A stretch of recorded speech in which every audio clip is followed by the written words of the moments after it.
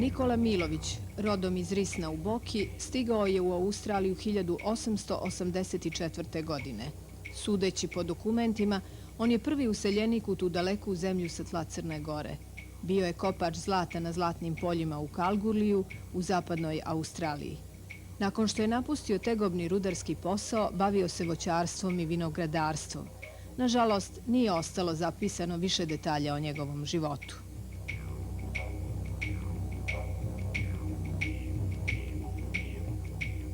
U australijskim analima Crnogorac se pominje prvi put 26. januara 1934. na dan Australije. Bio je žrtva sukoba sa predstavnicima države koji su htjeli da uguše bunt nezadovoljnih rudara, takođe u gradu Kalgoorlie u zapadnoj Australiji. Njegovo ime nije ostalo zabilježeno, kao ni brojna imena drugih koji su umirali na poljima ili u rudnicima od raznih bolesti i loših uslova života u pečalbi.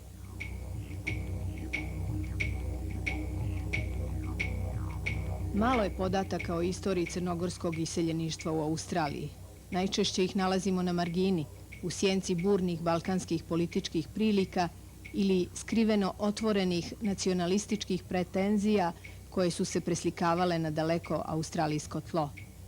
Zato su informacije uglavnom nepotpune ili šture, često nepotrebno iskrivljene i nepouzdane.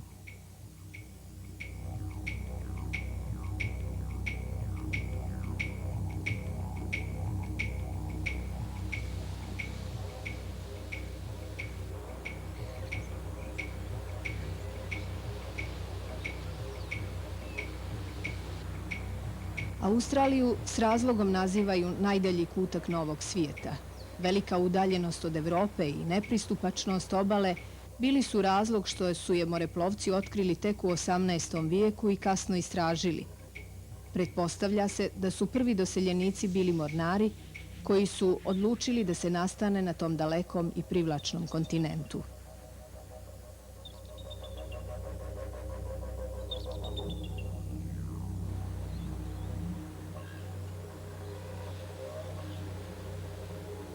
Hvatala se vjetrovi, kako je zemljina kugla ima rotaciju vjetrova, tako se išlo.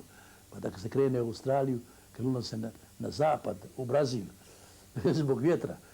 Suprotno od Australije se kretalo, išlo.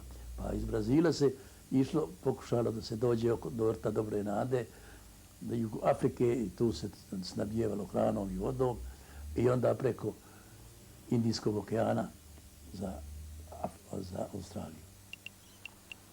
Daljina, skup brodski prevoz i oskudne informacije o životu na tom kontinentu uticali su da se malo Crnogoraca u to vrijeme otisne na dalek, neizvjestan i opasan put.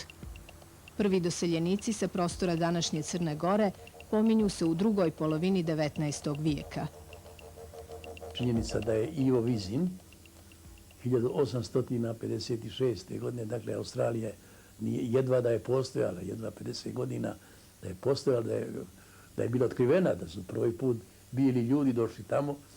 Došao je brod Splendid iz Prčanja ovdje u Sidnej i nalazio sam i dokumente što se žalio neke stvari lučkoj kapetaniji, kapetan Vizin i u Melbourne, jer nešto mu nisu napravili kako treba, tako da mi imamo veze sa Australijom, što malo ko. Ljudi su najčešće odlazili iz dijela koji je bio pod Austro-Ugarskom, iz Paštrovića i Boke Kotorske, ali se takođe pominju i žitelji Crvnice.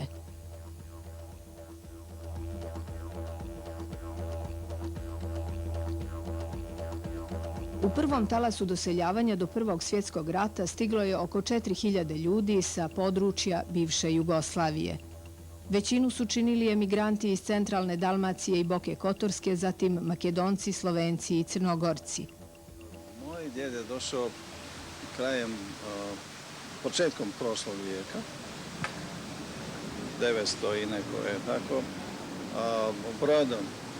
To je uvijek pričao da je 3 mjeseca putovao. Ja mislim da je iz Marseja otišao. Uglavnom te veze su išle preko Francuske, a bilo i bilo je iz Njemačke, to sam našao.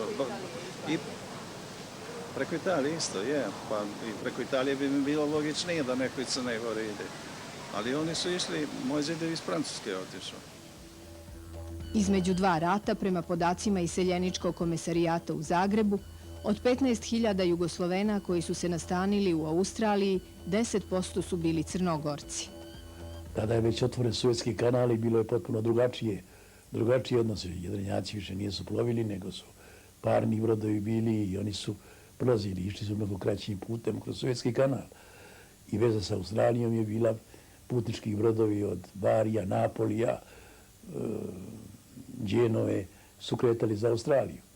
Tako naši jadni iseljenici koji su išli u Pečalbu, oni su se dolazili do Barija ili do Dženove i tu se ukrcavali na brod i putovali. To putovanje je trajalo po 2 mjeseca. Taj period, posebno 20. godine, obilježilo je nešto veće doseljavanje, što navodno bila je posljedica uvođenja sistema kvota u Sjedinjenim Američkim Državama. –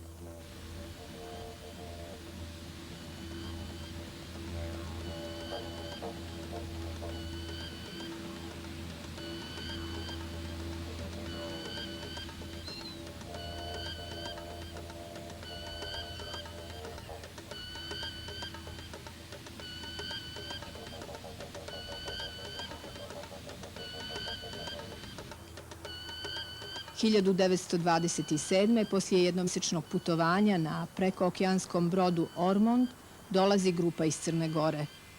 Dio se iskrcava u Fremantlu, glavnom pristaništu zapadne Australije, udaljenom 15 km od Perta. Njihovo odredište su zlatna polja na nadmorskoj visini između 200 i 500 metara, gdje će nadomak pustinskih predjela do kraja života iskušavati sreću. Ostali se iskrcavaju u Adelaidi, prijestolnici Južne Australije, odakle nastavljaju ka rudnicima Broken Hillu, Iron Knobu, Vajali. Stasiti i snažni Crnogorci radili su i na šećernim poljima u Queenslandu, u drvnoj industriji u vlažnim istočno-australijskim gorama ili na farmama. No i tamo je vladala nezaposlenost, što je uslovljavalo česte selidbe naših zemljaka iz jednog kraja kontinenta u drugi, nekad udaljene i više dana hoda. On je došao u Pert. Pert je zapadna Australija koja ima, to je, ja mislim, oko 3000 km udaljeno od nas ovdje u Sidneju. Međutim, u Pertu nije bilo posla. I sad šta je, on je čuo je, tada nije bila ta komunikacija razvijena, ali je čuo od svojih zemljaka, prijatelja, poznanika koji je tu stekao, da ima dobar posao u New South Wales, ovdje. I on se jednostavno uputio pješke iz zapadne Australije sa mojim stricom. Ja govorim o Džedu Pomojci, a stric je isto bio došao u Perth i pošto smo oni isto jeli iz istog sela, iz Borčeli, a onda su se oni to našli, znali su se i krenuli su pješki preko te pustinje. A onda sam ga ja pitao kako ste se snalazili, kako ste mogli. Kaže, hranili smo se gdje smo stigli, jeli, gdje smo našli nešto. A gdje ste našli nešto u pustinji? Šta ima da nađeš? Nije to pustinja, nego ako pogledate sa sitnom travom i tu ima ovaca, tu ima i to. U Australiji, ako ste u takvoj situaciji, vi možete da zakoljete ovcu, da je ubijete, da je pojedete, samo kožu ne smijete da bacite, nego kožu treba da je zaštitite, da je ne bi pojeli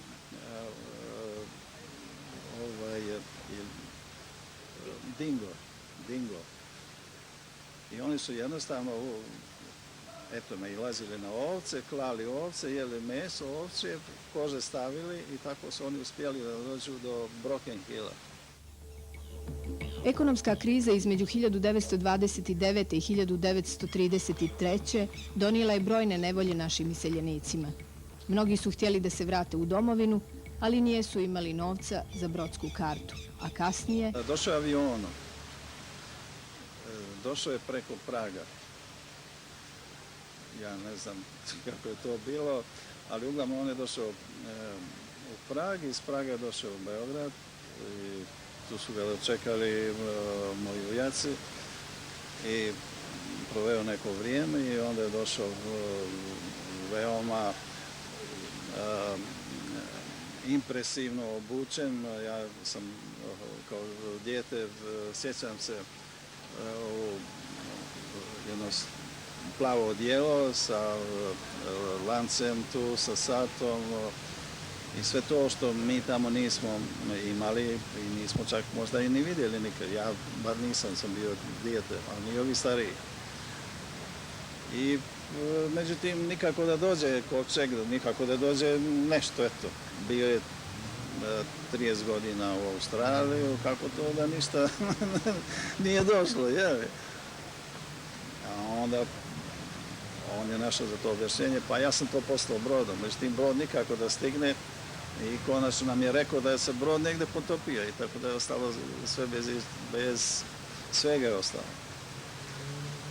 Ali kasnije, kada je već to sve malo leglo i prošlo, onda on je rekao, i mislim da je potpuno pravo bio.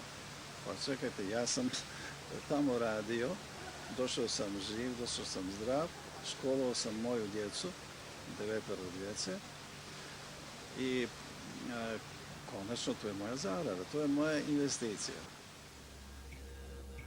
Računa se da je u tom periodu u Australiji i na Novom Zelandu bilo oko 30.000 ljudi sa tla ondašnje Jugoslavije i da je nacionalna struktura bila jednaka onoj od prije Prvog svjetskog rata.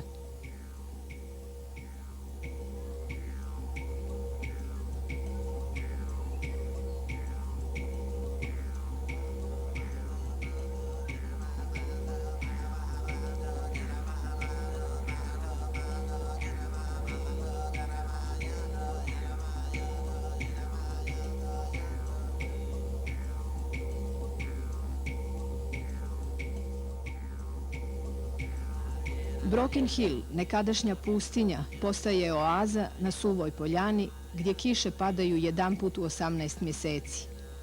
Poznat kao jedno od najbogatijih nalazišta olova, cinka, srebra i zlata, sa rudarskim tornjevima koji se daleko vide, ubrzo slovi za centar radničkog pokreta.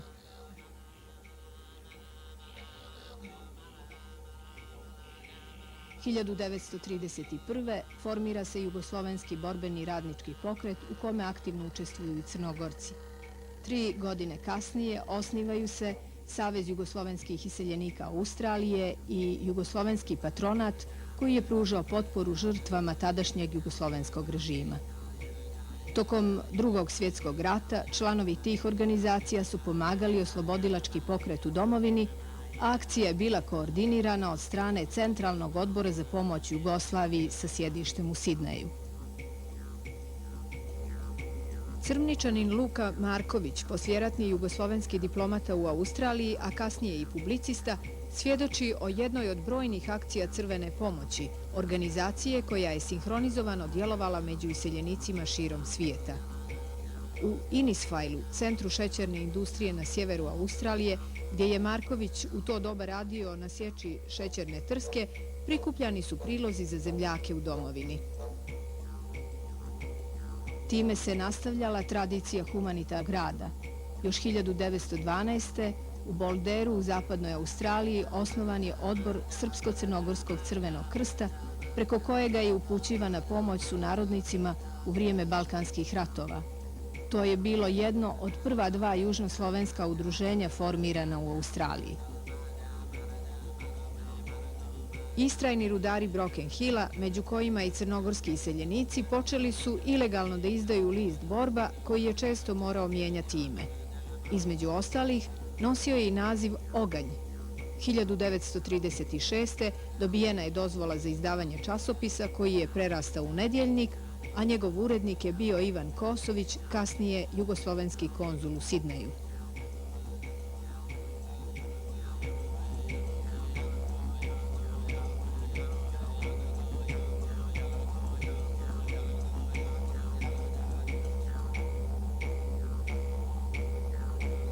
Treći talas doseljavanja obuhvata period od 1948. do 1955. Činile su ga grupe koje su došle iz raseljenih logora u Njemačkoj, Austriji, Italiji i drugim zemljama.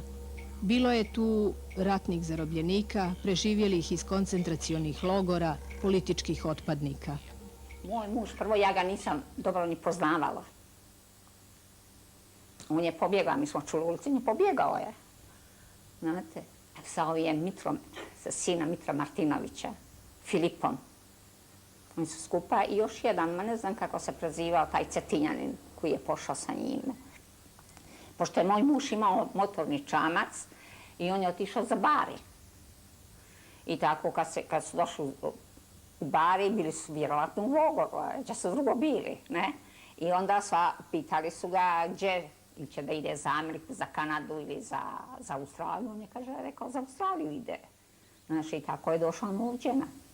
Ali, po tim uslovima da bude 2 godine gdje ga država odredi, mislim. I tako je otišao, tako su ga odredili da bude na Trsku da ide, da radi. Njega nisu, ovdje na Australiji nije ga zanimala da li je on majstor ili šta, na Trsku. I tako je radio 2 godine, mora je kontrakt da napravi za 2 godine. Tako ga napravili kontrakt, kad su izašli kontrakt, onda je otišao za Kumu gore, za Snovi.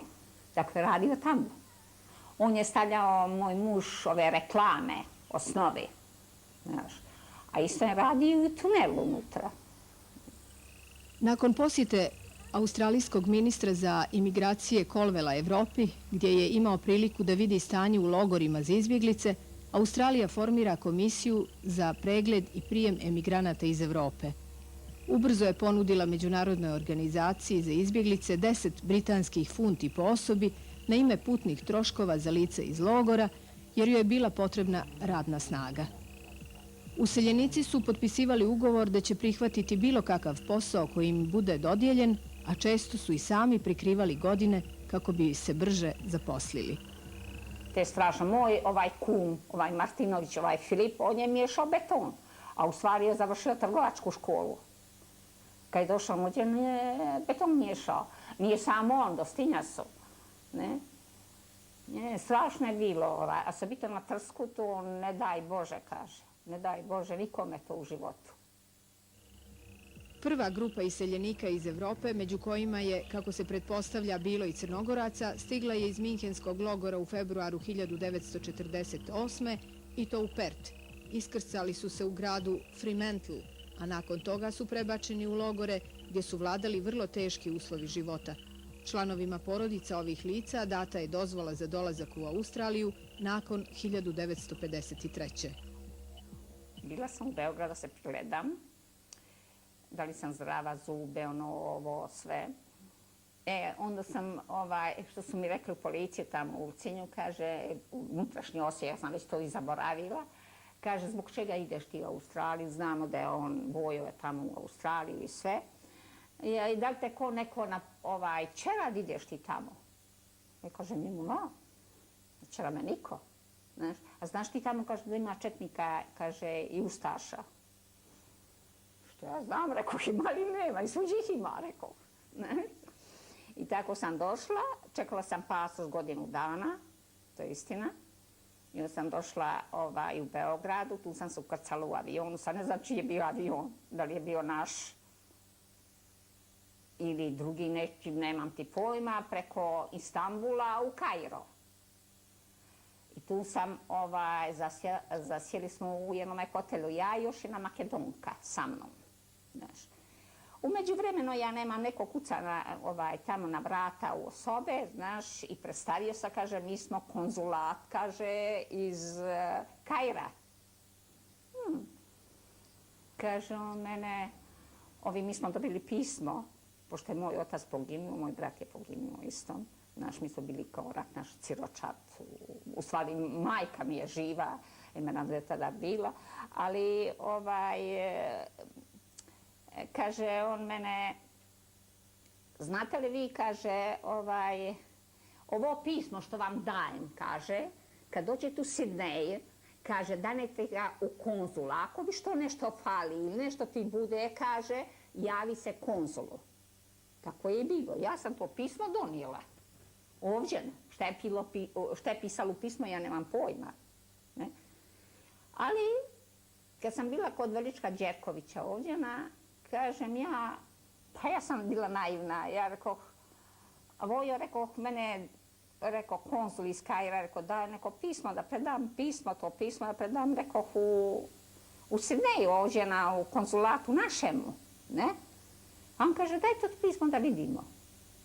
Ja istašni, izvadim pismo i danem, ne? Oni ga otvore, kaže, šta ćeš da nosiš, da daješ kome? A ja dan danas to pismo žalim što ga nisam sačuvala.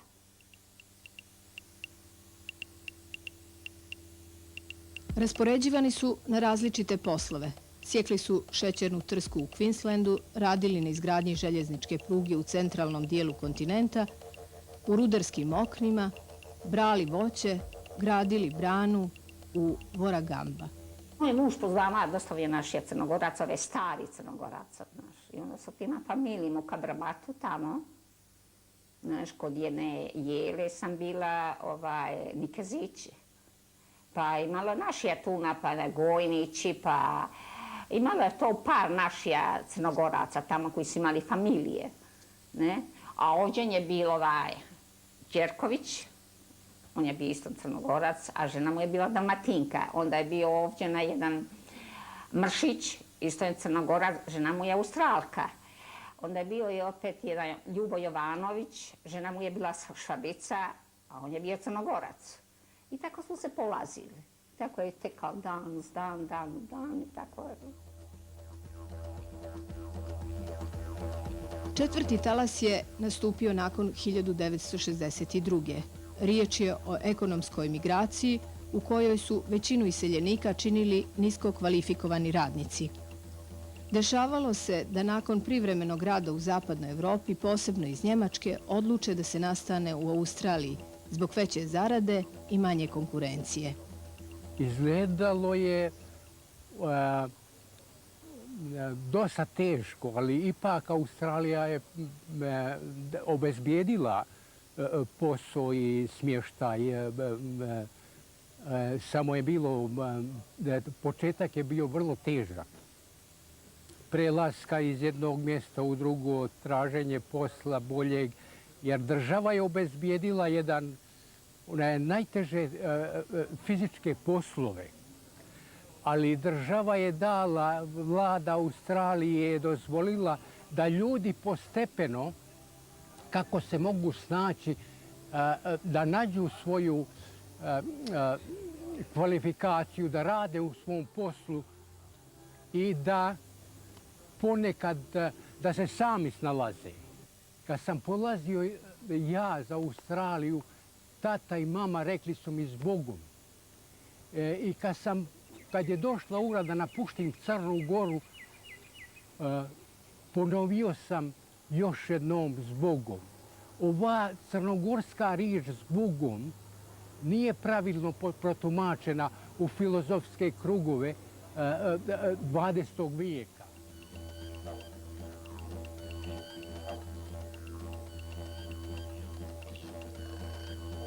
70. i 80. u Crnoj Gori počinje da raste stopa nezaposlenosti, tako da ekonomski motivi utiču na povećano useljavanje u Australiju.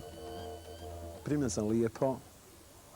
Srećom imao sam i ovdje svoju porodicu, preko svoje žene, tako da sam brzo upoznao Australiju, brzo sam shvatio ovaj život, ali mi je ipak nedostajao onaj kamen crnogorski tamo.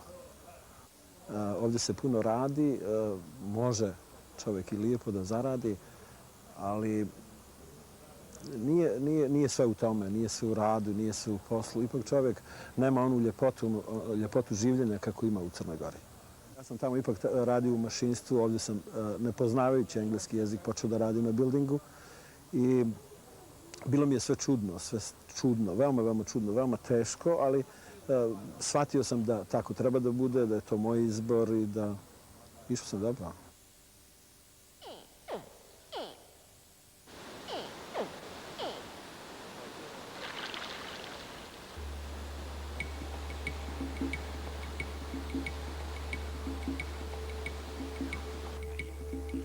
Početkom 90-ih iseljavanje se nastavlja i povećava zbog poznatih ne samo ekonomskih, već i političkih razloga, što opredjeljuje značajan broj visoko obrazovanih i visoko kvalifikovanih kadrova da napuste Crnu Goru. Ovaj zadnji talas emigracije koji se desio početkom 90. godina prošlog vijeka zbog nesrećnih okolnosti koje su bile u okruženju i svih ostalih faktora je okupio jedan broj Crnogoraca u Australiji koji su rasli u onoj socijalističkoj Jugoslaviji, završili škole, došli su ovamo kao ljudi koji su već živjeli u inostranstvu ili koji su posjećivali strane zemlje i nisu bili toliko šokirani kao naši zemljaci koji su dolazili u Australiju u 70. godinama ili poslije Drugog svjetskog rata zbog političkih razloga i imali su nekakvu drugačiju osnovu za početak života u Australiji. Kako su se bližile 90. Australija je postajala sve značajnija destinacija i za jugoslovenske iseljenike. Izbija na prvo mjesto po broju iseljenih iz Jugoslavije, čak ispred Sjedinjenih Američkih Država i Kanade.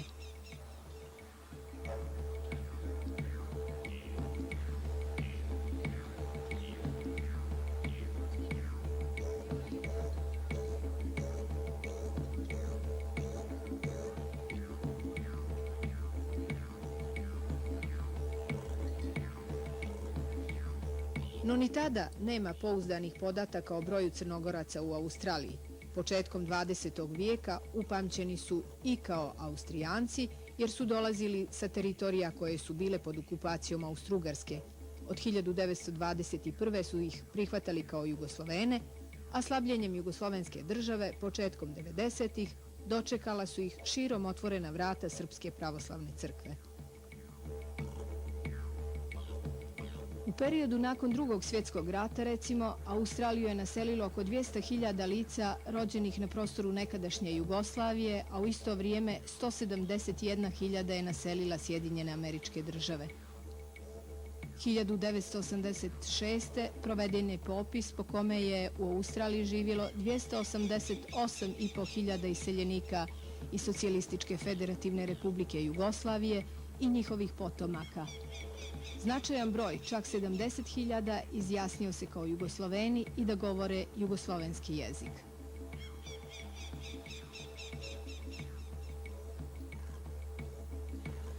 1992. australijske imigracione vlasti su izdale 4.120 useljeničkih viza građanima Savezne republike Jugoslavije. Konačno, prvi put, i to popis iz 2002. pokazuje da u Australiji živi oko 800 Crnogoraca. U nacionalnom dosadašnjim popisima Crnogorci su se nekako topili i izjašnjavali u sklopu ostalih. To je prvo u sklopu Jugoslovena, kasnije u sklopu najviše Srba po nacionalnom pitanju, da bi tek zadnjim popisom bilo dozvoljeno izjašnjavanje i po odrednici Montenegrin. U tome smo dosta pomogli i mi sa osnivanjem ove zajednice, jer je tada po prvi put počelo ime Montenegrin Association, odnosno Montenegrin Nationality, da se nekako provlači kroz formulare Zavoda za statistiku i ostalih migrantskih dokumenata. Vjerovatno da je taj broj veći, jer vrijeme kada je organizovan taj popis je još uvijek vrijeme kada je Srbija i Crna Gora bila, da kažemo, ovdje kada je Srbija i Crna Gora ovdje u Australiji bila portretisana kao zemlja u kojoj su se dešavale mnoge za australijske prilike, za australijske pojmove, za australijska shvatanja, da kažemo, neprimerene stvari. Tako da jedan broj i građana Crne Gore, kao i Crnogoraca, kao i pripadnika drugih nacionalnih zajednica koji su porijeklom sa prostora nekadašnje Jugoslavije, faktički se deklarisao kao Australac. Crnogorski iseljenici, raštrkani na ogromnom prostranstvu, slabe veze, način rada i života onemogućavali su šće povezivanje. Sve do polovine 70-ih bili su aktivno uključeni u asocijacije jugoslovenskog karaktera kao što je Jugal ili udruženja sa crnogorskim predznakom u nazivu kao što su Crnogorsko kulturno-umjetničko društvo Njegoš u Sidneju, Društvo Njegoš u Melbourneu i zavičajni Crnogorsko-srpski klub u Adelaidi. –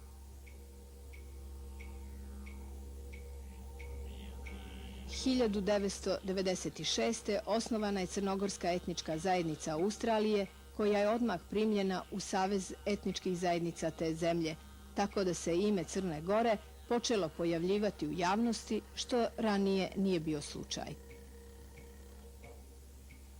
Pa negdje 90 godina prije, 96. godine, po dolasku jednog ovog novijeg talasa crnogorskih iseljenika, nakon raspada Jugoslavije, osjetila se potreba da se i ono na neki način oformi, zaokruži, da osnuje i ono nešto svoje, sopstveno, sa ciljem očuvanja crnogorskog nacionalnog identiteta, crnogorskog jezika, pa pravoslavni dio crnogorskih iseljenika na očuvanju Crnogorske pravoslavne crkve, s tim što je ideja bila da se okupe iseljenici svih vjeroispovijesti, znači svi oni iseljenici kojima je zajednička ljubav i domovina Crna Gora. Lično poznajem Crnu Goru. Zanima me istorija u pozadini naše istorije i tog dijela svijeta. Postoji crnogorska zajednica ovdje u Australiji, ne velika u numeričkom smislu, ali mala ili velika, to za nas nije važno. Mi podržavamo naciju u Australiji da bi trebalo da čuvaju svoje nasljeđe, kulturu i jezik. To je vrlo važno da ljudi shvate. Ako su migrirali u drugu zemlju, to ne znači da treba da zaborave svoju kulturu. Ako sačuvaju svoju kulturu, oni je razvijaju. To je poklon koji daruju Australiji.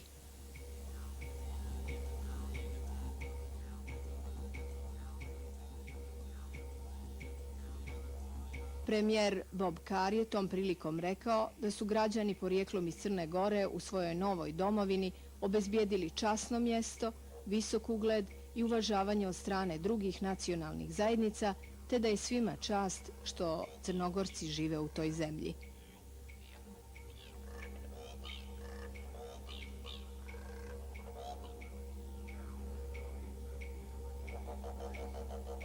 Australijski useljenički sistem favorizuje okupljanje porodica i prijem lica sa kvalifikacijama ili ličnim kvalitetima koji će doprinijeti razvoju te države.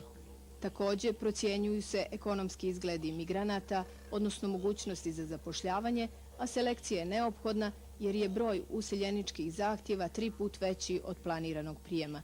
Pretpostavlja se da će Australija nastaviti da useljava i po 100.000 ljudi godišnje.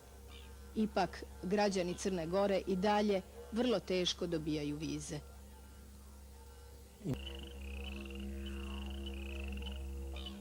Crna Gora je paralelno sa procesom rješavanja svog državnog statusa počela sa okupljanjem crnogorske dijaspore u svijetu. Veze sa crnogorskim iseljenicima u Australiji do sada su bile slabe, vjerovatno zbog udaljenosti, ali situacija se mijenja. Nedavno je u Australiji boravila delegacija Crne Gore.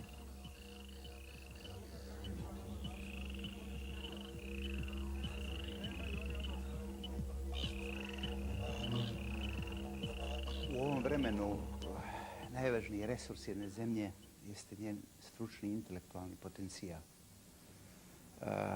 to je bio razlog što je tu orijentacija vlade Crne Gore u nastupajućem periodu. Tako da je bez sumnje važan angažman naših ljudi ma gdje oni bili. Jer značajan stručni, intelektualni potencijal Crne Gore je van njenih granica. Takve stvari su uslovile da nastojimo u posljednje vrijeme ostvariti dobru komunikaciju sa našom dijasporom. Do sada je to bila dijaspora prije svega u Evropi, evropskim zemljama, potom i u Sjevernoj Americi, a evo ovog puta mi smo došli do jasnog saznanja da moramo uspostaviti dobru komunikaciju i dobre odnose i sa jako udaljenom dijasporom crnogorskom kakva je ova ovdje u Australiji. To je bio povod ove naše posjete u Australiji. To je bio povod da se bliže upoznamo sa našom dijasporom, a također u okviru te posjete obavimo i niz drugih aktivnosti. Crnogorska dijaspora u Australiji sa zanimanjem prati prilike u Crnoj Gori. Posebno je zainteresovana za rješenje njenog državnog statusa i sticanje nezavisnosti, pa je tim povodom održana i tribina pod nazivom Zašto nezavisna Crna Gora u organizaciji Crnogorske etničke zajednice Australije i Pokreta za nezavisnu Crnu Goru. Čast mi je zbog toga što je ovo prva tribina Pokreta za nezavisnu Evropsku Crnu Goru van granica Crne Gore. A ta čast je zapala nas ovdje u Australiji. Između ostalog i zbog kontinuiranih napora etničke zajednice Crnogoraca Australije na promovisanju neophodnosti nezavisnosti Crne Gore i njenog multietničkog i multikulturnog društva, sličnog ovom u kojem vi ovdje živite. Posebno mi je zadovoljstvo jer sam i ja doskoro bio jedan od vas i dijelio s vama dobro i zlo u bitno drugačijim uslovima i u Australiji i u Crnoj Gori. Crnogorska etnička zajednica je o ovoj promjeni klime i pozitivnim promjenama i u Crnoj Gori, a donekle i u Australiji, dala svoj skromni doprinos na koji svi mi možemo biti vrlo ponosni. Poruke crnogorskih iseljenika sunarodnicima su nekad obojene nostalgijom, a nekad mladalačkim smislom za realnost. Ono što imaju u Crnoj Gori malo gdje na svijetu postoji. I tek kada se iz Crne Gore izađe i kada se sve to ostavi, ljudi to shvate i vjerovatno je zbog toga najveća ta želja da se vrati kući na kraju prisutna kod svih onih koji odluče da svoj život vežu za neko drugo podneblje. I uvijek kažemo, živjela slobodna i samostalna, naša zajednička i vječno proslavljena, naša voljena država Crna Gora. Živjeli njeni visoki momci i djevojke u lijepe nošnje crnogorske. U svakom slučaju, nakon ovih susreta, ni Crna Gora im se više ne čini tako daleko.